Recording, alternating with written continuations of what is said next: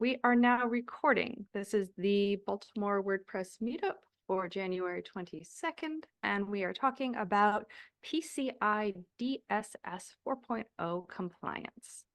All right, Tom, you want to get us started about these new PCI compliance requirements which apply to e-commerce websites and this new addition of a level 4 requirements which applies to these small e-commerce websites that are only handling a few transactions a year. These websites did not used to have to deal with this whole PCI compliance thing because they were under the limit for dealing with this regulatory stuff. Yes, thank you very much for having me. And basically, I had the bulk of this document here talks about all 4 levels of PCI DSS 4.0 compliance. From some of the comments where Jen had posted this notification on tonight's meetup, it appears that most people are going to fall into the level 4, which is like 20,000 transactions, less than 20,000 transactions per year. Yes. And as Jen had said previously, these websites did not have to complete requirements for PCI compliance. So this is a whole new thing because so many sites hacked, and credit card companies and banks and everybody have to bear the brunt of all that. And so they want to tighten that up so that there's not as much low-hanging fruit as there was in the past. Now, for many people, if it's okay with everybody, I'm just going to jump to like the level 4 stuff, and then we can the other levels if there's some questions. But yeah, basically, for level 4, you don't need less than 20,000 e-commerce transactions and up to 1 million total transactions. So that means, like a brick and mortar store. You've got walk-in traffic as well as e-com. So that's one of the differences of level 4. The others are, you've got more transactions, so they figure you also have a larger team, and being that you're processing more transactions or at risk. So at level 4, some of their the requirements, there you go. For the upper levels, you have to have annual audits, which means hiring a consultant, having them come in. But generally for level 4, you do not have to have annual audits, but you must complete an SAQ.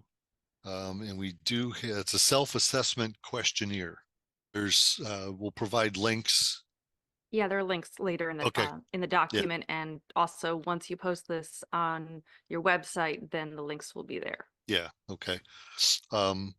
There's SAQs, these self-assessment questionnaires that you have to fill out, and then they get presented to your credit card processing company.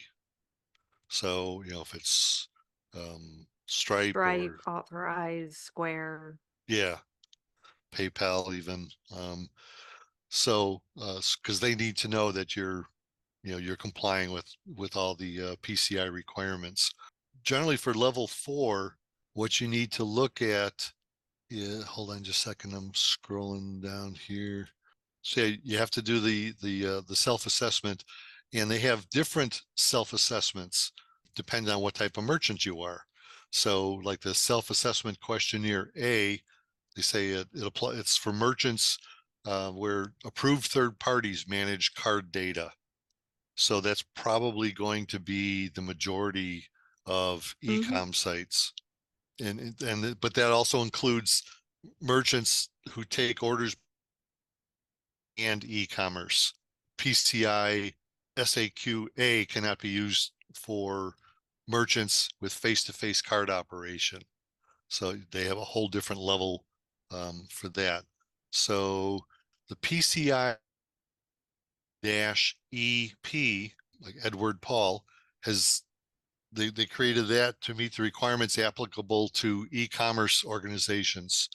That they specify that have websites that do not receive cardholder data itself, but basically hand you off to a payment processing and send you So for to. example, if you had embedded like a Calendly form and Calendly was handling whatever was going on. Yes. Yeah, if there's any billing, that's handled off of your site, where they enter the credit card information, then you can do the self-assessment questionnaire. We call it the A-EP, because that you're not really touching, your site itself isn't really touching the what they call the CDE, the card holder data environment. It's just, off to another page, at a processor's site. So is that when, like, if you, let's say you have a button on your website and that button then opens up a new window and that window is calendly.com. So that would apply in that scenario versus the scenario of you've done like a JavaScript embed to embed Calendly's form directly on your website. Correct. That's the difference. If Okay. you're embedding the form on your site, then basically your site is, well, now let me backtrack that. If your site is touching the data at all, so like it gathers the data and packages it off to the processor, then you cannot use this A-EP form. You have to use I believe it's the B form.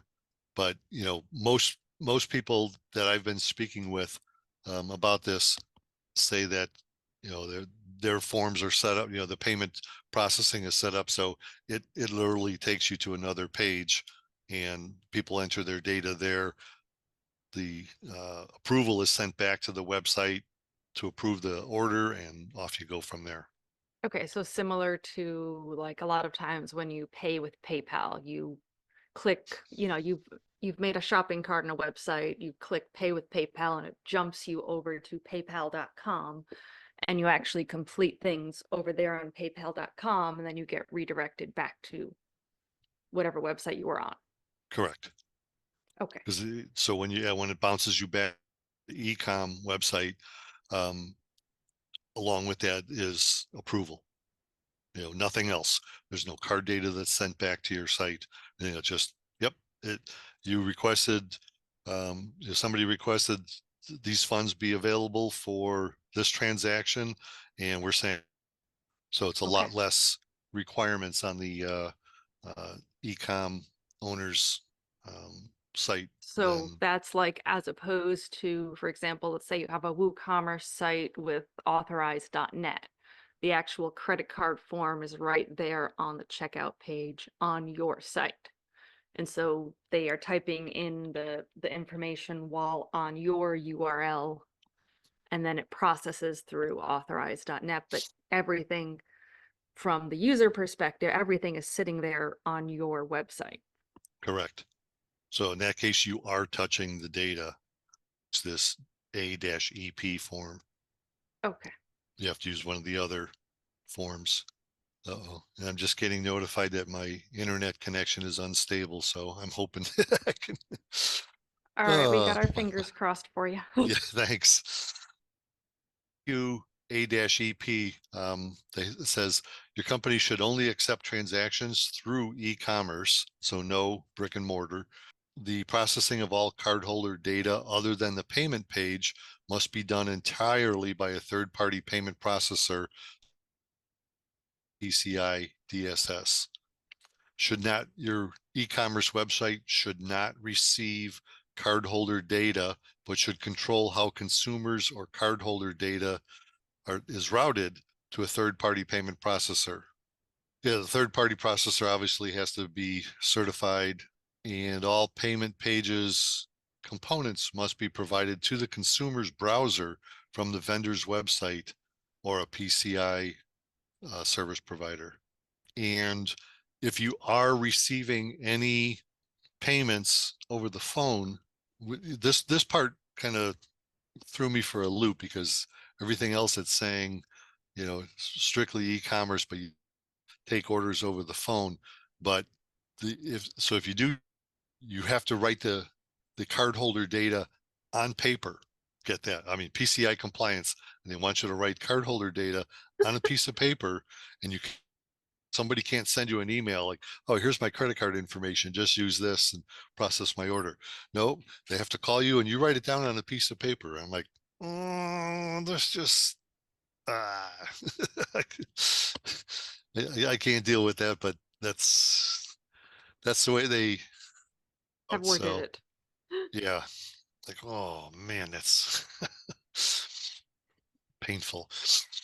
Jen, I'm unfamiliar with this format. I mean, can anybody Mhm. ask questions at any time, or Yes, people can ask questions into the chat and then I'll shout them out if okay, they come in. So we will be providing, later this week, Tom will be finishing up a article on his website, and that article will include the information here, and it will also include a whole bunch of links, and I will send out that article once it is ready. So people okay. will in fact receive links. Do you want to talk about whether places will be required to have these ASV scans, what ASV scans are? Let's go through that. Yeah, basically an ASV is a PCI certified approved scanning vendor. So from the information that I found, there's less than 80 of them in the world. I mean, talk about, I don't know. Yeah, so the connection's starting to blip out on me a little bit here. Now, these approved scanning vendors can cost you anywhere from $200 per IP address up to $2,000. So what they need to do is a penetration test. And so they try, they basically blast your ecom website with all sorts of tools to see if there's any vulnerabilities that might let hackers in. And they have to be done. They have internal and external penetration tests. So an internal penetration test is you have to give them like internal access to your website and they scan it from there. External, obviously they just hit it with like a automated browser. So it's from the outside in. But again, like I said, an internal penetration test can give you more detailed information. Like it could find things that maybe are again, or a theme that has a cross-site scripting vulnerability, things like that, are some of the results that can come back with more accuracy on an internal vulnerability test than an external one. Mhm. So Uh, how do you know whether or not these scans will be required of you? Basically, what you have to do is contact. They will most of. I mean, they're set up to.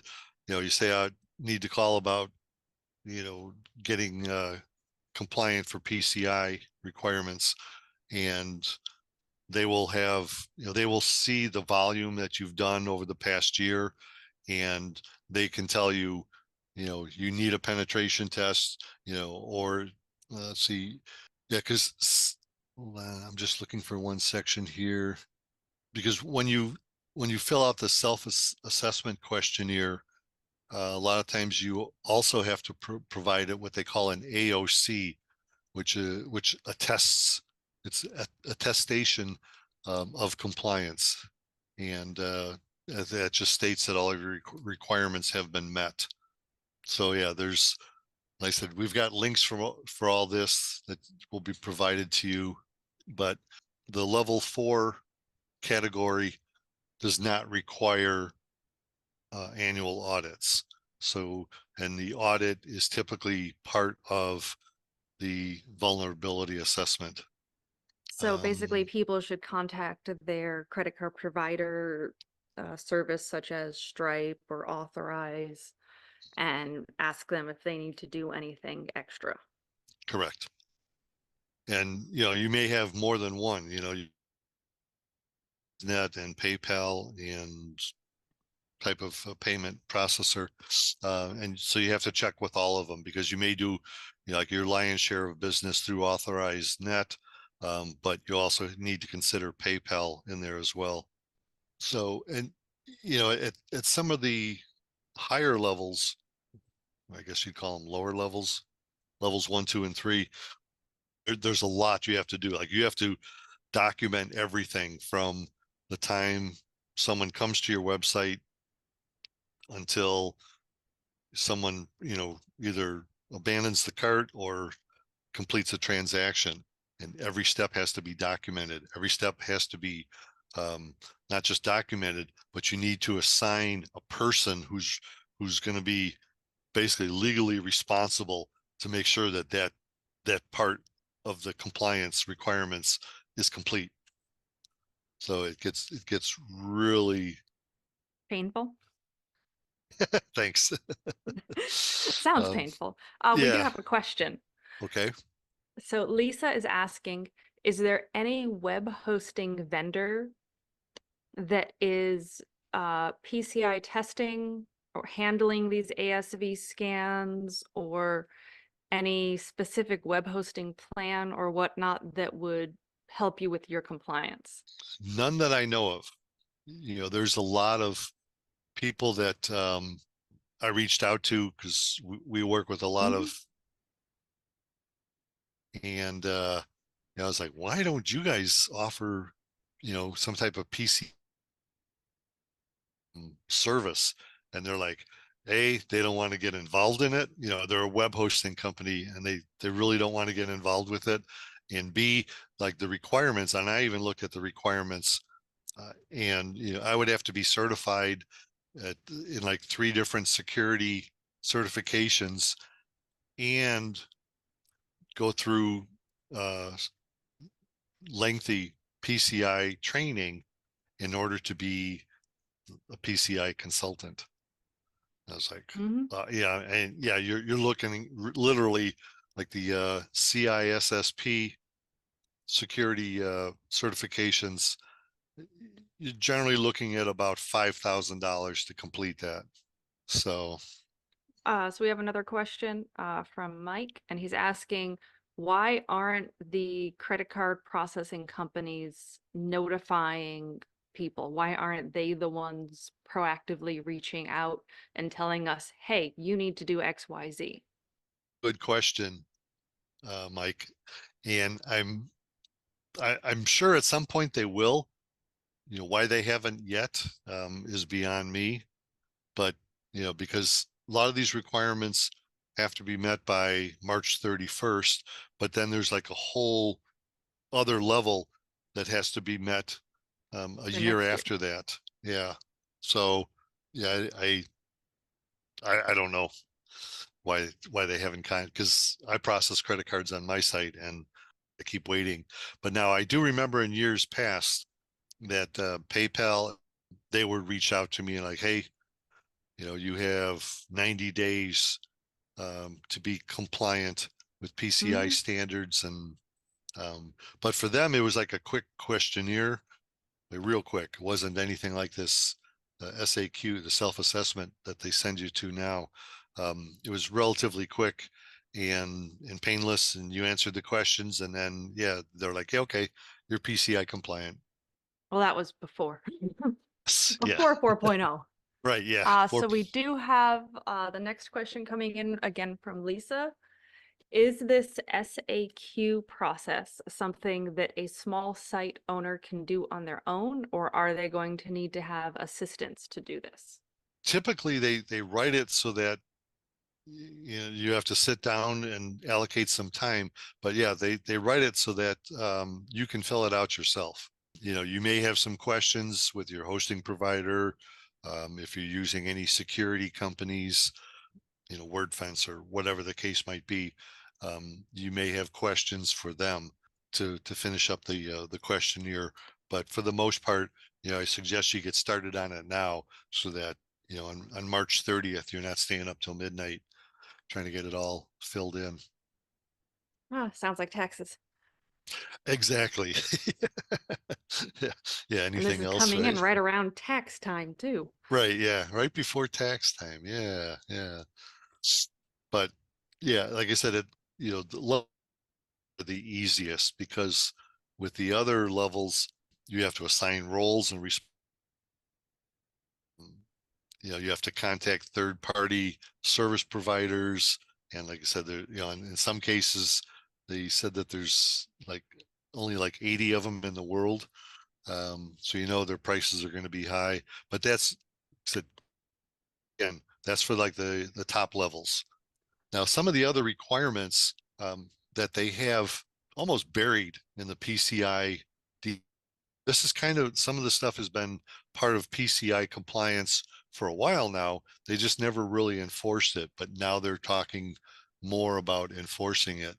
And so one of the requirements is they want you to protect your systems from malicious software. And it's a requirement 5 that they have on here. I don't know. Yep, there you go. So if malicious software is detected, you have to have processes where and have those processes clearly defined. So you could put something on there like, well, I use a XYZ security plugin and it scans my site, once a day, twice a day, every hour, whatever the case may be. But you need to find out how often it does scan your site. And because you do have to specify that. And if malicious software is detected, prevented, if you have to have processes in place to detect malicious software, list on there how malware from getting on your site. So again, you're using a web application firewall, a WAF. And again, I'm not picking out anybody in particular, but things like patch stack, which keeps all of your notifies you if any of your plugins or themes or core are outdated. That can be considered, that should be considered part of your protection system from malicious software. So we do have another WordFence. question Oh, coming in from Jean. And she wants to know, are municipalities that accept online payments, such as dog licenses, included in this? yes, they are. Yes, they do. They do Basically, have to. anyone who is accepting an online payment at this point. Correct. Did you want to talk about requirement 8? Yes. So yeah, as part of requirement 8, you have to be you have to have good. So you need to identify what admins are allowed on that site, and then how they authenticate. There's Oh, I see what you're doing, Jen. Sorry. Yeah, these are some of my side notes, but Yep. But they're here, so. yeah. So in the 8.2 here, I found all user and admin IDs are managed throughout accounts life cycles. So in other words, if somebody needs access to your site, they need to do some admin stuff. I don't care if it's SEO or they're adding some products or images. If they need admin access with PCI 4.0, you must create a new admin ID for them and then manage it throughout the life cycle. So a couple of days. Well, bam, at the end of 2 days, you better be contacting them and you better have processes in place to remind you to contact them in 2 days and ask them, are you finished? And then you have to delete that account. So, because too often, looking at infected websites like we do, we find that the root cause was, somebody 3 years ago was given deleted it. Well, that person got a virus on their computer that stole the login credentials and allowed hackers to walk right in. So yeah, you've got to manage those account life cycles. Strong authentication is established for user and admin accounts. And down here, I've got some information about the passwords that you have to use. Multi-factor authentication is used to secure the customer data environment. So does You're that mean storing. that not just for administrators, but also for anyone who's managing the shop? Yes. So in like WooCommerce, for example, there's the shop manager role where you're not an administrator, but you have access to all of the order information. Yep. So those people all have to get multi-factor authentication. Yes. Anybody, basically anybody but a, But customers, yeah. yeah. And multi-factor MFA systems configured to securely prevent misuse. And this one was kind of nebulous when I dug in on this one, but basically they want you to make sure that it's not just like a simple 3-digit code. Code is incredibly more secure than a 3-digit. I don't agree, but I didn't write PCI, so So something like the 2FA codes that are generated with a QR and then use one of the authenticator apps. So you have a 6-digit code that rotates every 30 seconds. yep. Those would Yeah. meet the rules. Yes. And that's one of the things, multi-factor authentication, is that something, the confirmation code is only valid for a short period of time. In one of the seminars that I sat in on, somebody said, so like what, a half an hour? And they were like, oh, no, no, no, no, no, no. Like 5 minutes is about as long as they want you to information code valid. And then, yeah, as part of the requirement 8 section, password requirements, they say must be long and must be Long a and minimum. complex. Yes. I'm sorry. Sorry, you just broke up, so I was finishing your Oh, sentence. thanks. Passwords must be long and complex with a minimum of 12 characters. And then it has this section about passwords must be reset every 90 days. Yeah. That's I said, wait a minute, the people aren't going to do that, but no. yep, they want to see that you have a process in place to meet that requirement.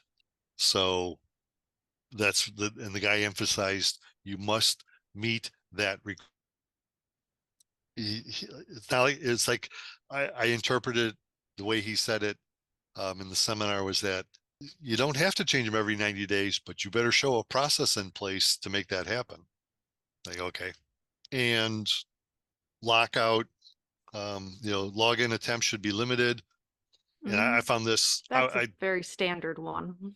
found it interesting that they had as many as 10 10. unsuccessful login attempts.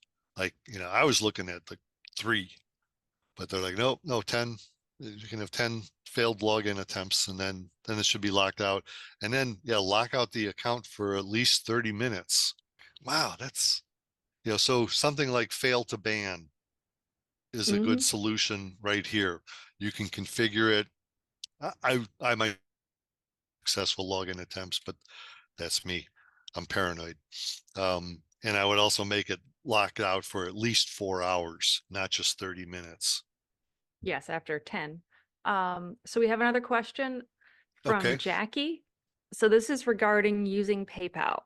So I believe her question is when you have like a pay with PayPal button on your website and then it takes you off to paypal.com where the actual credit card transaction payment happens, and then you get redirected back to the original website. So regarding the PayPal, is it true that you basically don't have to do anything if that scenario is happening? You're being redirected completely to paypal.com and then everything happens there and then you just get popped back to your website. No, that's not true. You do have to still do the SAQ. So They want to any know. e-commerce, even when you're handling it off-site, you still have to do an SAQ. Yes, You just get an easier SAQ. correct. So, but yeah, from what I was told, everybody who processes credit cards has to fill out the self-assessment questionnaire. Fun times. Yeah, just when you thought you were on the top of your game. So the next question from Jackie was where do you find the SAQ? So once Tom gets the article written up, it will have links to where you can get the SAQ and which the different types of the SAQs are so that you can go straight to those links. So that should be available by the end of the week, Yes. Okay. barring any Oh. unforeseen weather events in Knoxville, Tennessee. I said, coming from Chicago, this weather in Knoxville is crazy. So yeah, moving down to requirement 10, log and monitor access to system components. Again, you have to show processes for logging and monitoring access. So if you are using something like fail to ban, you you need to there will be a section in the SAQ, logging and monitoring access. You have to have a process for it.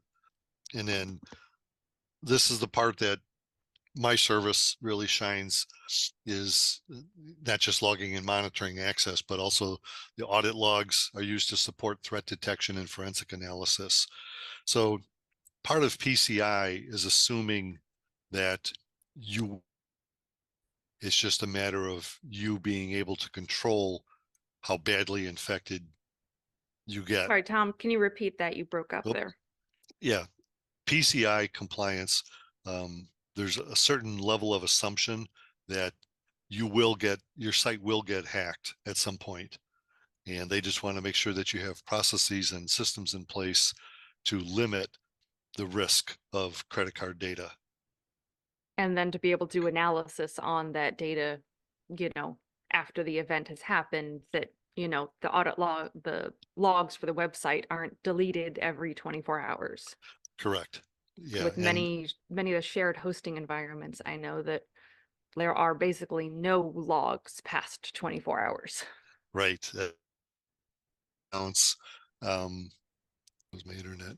A lot of cPanel accounts by no log files are kept. So like Jen said, after 24 hours, those logs are gone. And now some hosting providers store them off somewhere, but it almost takes like an act of Congress to get them from many of the hosting providers. So find out, go to, if you are on cPanel or Direct Admin, any of those, they have a section in there for logs. In cPanel, they refer to them. Um, and click on that and then go in and make sure that those two boxes, there's two check boxes. I don't remember exactly what they say. I just know that I always check them on people's hosting accounts. So that saves the logs and I think keeps them for 30 days.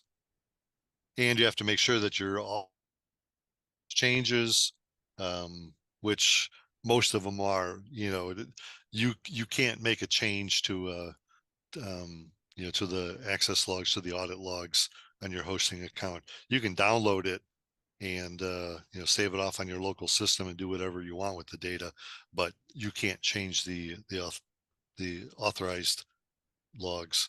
Audit logs are again, as Jen knows, I talk frequently online about how I read log files for fun. Yes. But there's not too many people that do that. So when I attended these seminars on PCI, does your system, read the logs and analyze them? I'm like, yep. Like, okay, well, then you're helping people. All right. We have another question. Okay.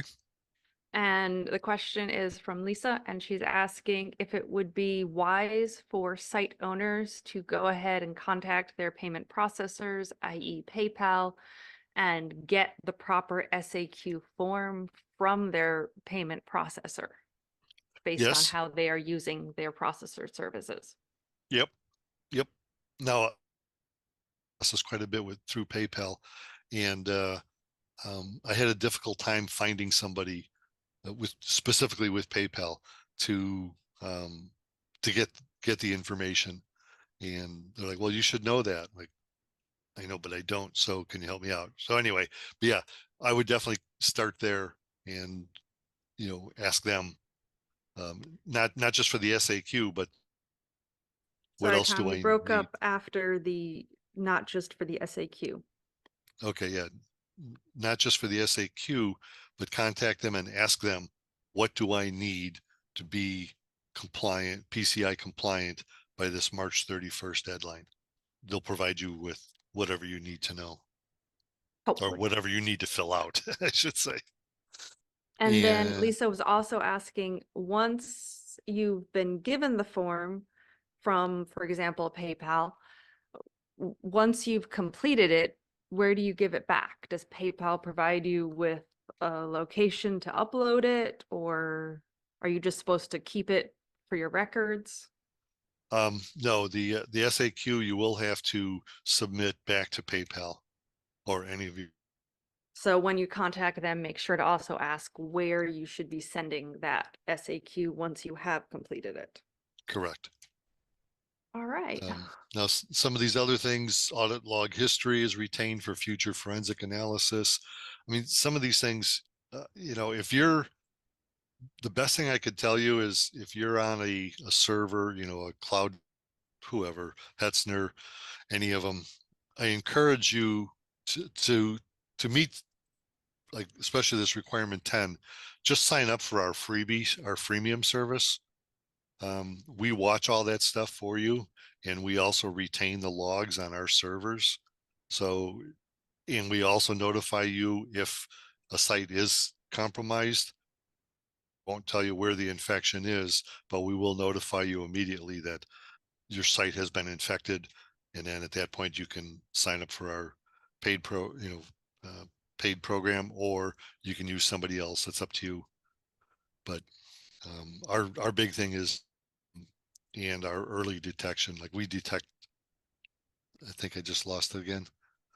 Yeah, We so did, the main advantage is that, one, this is a free service to sign up for, to basically keep an eye on your website, and then you'll be told if a problem occurs. At that point, you can either purchase remediation from We Watch Your Website or from someone else. Honestly, We Watch Your Website is significantly less expensive than many other companies. I have seen companies literally charging 10 times as much. yeah, So, yeah. Everybody keeps telling me I should raise my rates, but we're fine. okay, but you do have to make your website a little nicer. Yes, that is coming, Jenna. I promise you, it's coming. Um, yeah, no more. But No more so green yeah, on white. yeah, right, yeah. I didn't like it from the beginning, but Yeah. anyway. So yeah, this whole requirement 10 is stuff that we do and we can do for you for no charge, and Yes, it's a very does painless become process. infected. Yeah, and like I said, we do all the analysis, we store all the records. We can tell you how your site was infected because we watch the database, the files, the processes on your server, but we can't do it on like a shared hosting account. Such as HostGator or Yeah, similar. Bluehost, yeah, because we don't have the access that we need to put our software on that site. That's why I say, we need something like, if you're on DigitalOcean or Hetzner or, any of the others, UpCloud. Hmm. I got some lovely Vultr servers. Yes, yeah, there you go, Vulture. Yes, I couldn't think of all of them at the moment, but there we can put our stuff on there, and yeah, and it's like no drain on your server. You won't even know Yes, that we and ever installed our. many other systems that monitor your website, I've tried them. They drain your server. Yeah, They can just consume your poor innocent server's resources. and that's one of the things about our services. Like on a server, we'll detect the second a file is changed or added to your, but we'll see that, and we'll see like where the admin logged in that installed that plugin, how that admin logged in, what browser they were using. We see all that stuff in real time. So anyway, I don't want to make this a commercial, All but right, let's kind of get us wrapped up because we're at about 7:50. So we okay. typically wrap up, and I ask if anyone has any additional questions. Basically, this is a new requirement, and if you're taking any sort of payment, you didn't used to have to deal with all these complex PCI requirements, but unfortunately, due to the rise of hacking and websites that have been compromised, these regulations are being enforced by the card processors. So by Visa, by MasterCard. These aren't US laws. These are things that are coming down from the card processors that says whether or not you're allowed to even process, visas. So these are new things, partially because they are new. I'm guessing that in another year or so, vendors like Stripe and PayPal and Authorize may become a little bit more proactive. Right now, they are probably getting their ducks in a row. I hope they're getting their ducks in a row. Yeah. It'd be great if Yeah. they were getting their ducks in a row so that they could make this a little bit easier for, everyone, as, many people won't have any idea that this new thing has been implemented. Yeah. Yeah. It's, I honestly believe that I know for personal experience, authorize.net is looking at almost having like a consulting division just to handle this because it's going to be so big. Hmm. So yeah, because they asked me like, hey, you available for sale? Because we could just buy you and incorporate your stuff. I'm like, no, but thank. And they're like, well, do you want to give us some information on how you do stuff? I'm like, no, thanks. So yeah, they are looking at it seriously. So All right. Well, you got to keep your dog in dog food and your yes, kids yes. in skates. Yeah, hockey equipment is not cheap, folks. No, no, it is not. So, All but I right. appreciate Well, everyone's time here, and I will commit to having that article up and available by Friday of this week. and then I will send out that as well as information about our meetup that we have on Wednesday of this week, which is January 24th, which is on privacy laws and the 7 new laws that have arrived on the list since last year, as the US is having all sorts of difficulties trying to come up with one law, so every single state is making one. Jen, you pick on all the good subjects, don't you? I really do. And then in February, we have something else too. I can't even remember what it is at the moment. But we will have a couple more meetups in February. One will be the Ask Me Anything, which is coming up on February 13th. And then February 28th, we will have accessibility, which is making your website usable by people regardless of their abilities. Nice. All right, so thank you, Tom, and thank you everyone for joining us this evening, and hopefully I will see many of you again on Wednesday of this week for privacy laws. Sounds good to me.